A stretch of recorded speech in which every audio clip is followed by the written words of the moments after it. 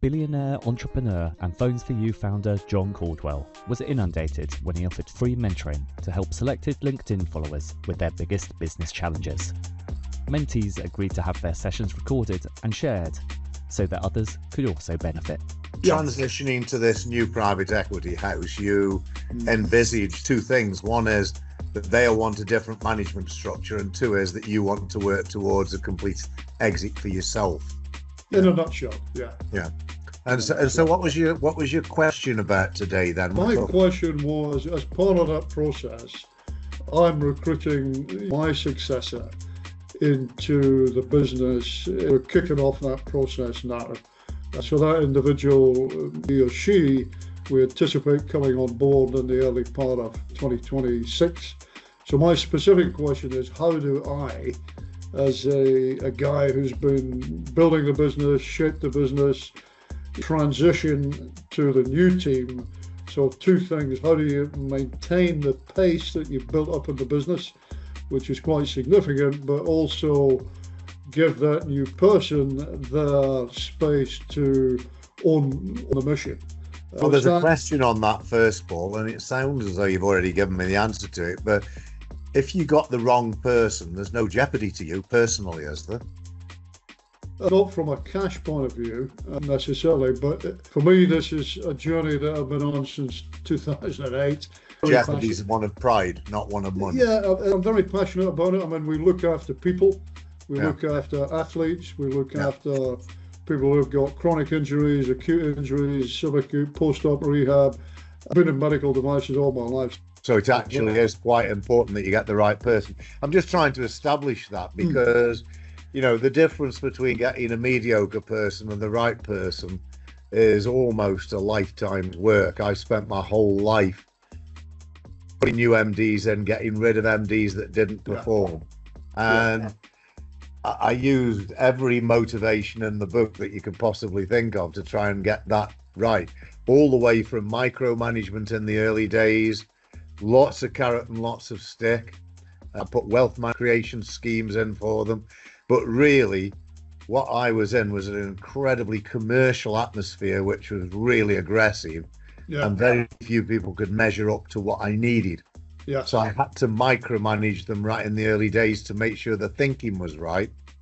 But of course, you can only micromanage so long because A, it demotivates the other person, and B, you can't grow if you're micromanaging all the time. So my strategy with my people, and it's not necessarily the right strategy for everybody, although I would suggest it probably is no matter how good the track record of the person coming in, you micromanage every last detail about them for the first 3 or 4 months. And over that 3 or 4 months, you start getting confidence that they're making good decisions and that what they're doing is for the good of the business, morally, ethically, from a managerial viewpoint, from a shareholder value viewpoint. And I always used to manage shareholder value rather than just pure P&L. Because as we all know, you know, the wrong manager could manipulate the short-term P&L for maximum P&L, but jeopardizing the medium term of the business from a shareholder value point of view. Yeah, no, that's great. I think it's very tricky getting the right person, but being around to manage that right person is really, really important. I used to look for a whole range of characteristics for my business, and it was all about ambition, drive and passion, resilience, commercial intellect and leadership. But actually you can talk about that till the cows come home at interview, you know, and it's not until you've got that person in that position that you find out what they are. And I had some good people who ended up getting lost because their ego got the better of them. Complacency, you know, a big ego and overly confident can cause a complacency. So I had to manage all sorts of characteristics. I had 20 companies and 20 MDs.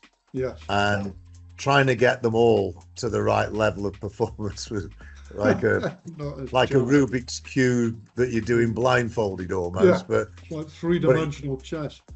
Yeah, it was a huge challenge. But I think you've got to just really be prepared. And I don't know whether you've ever done this, but in the early stages, you've got to be prepared to sit on them as much as they won't like that. Yeah. So that no, that's you're great advice. so that you're really witnessing every single decision that they make, and using your own analytical skill from the way you've run your business to say, does that match up with what I'd like to see? And it might be certain cases, it doesn't match up, but you think, that's pretty cool. The way he's managing, that's pretty cool. It's not exactly the way I would have done it, but it's cool. And then on other occasions, you'll be saying, that's just wrong. It's wrong what he's doing.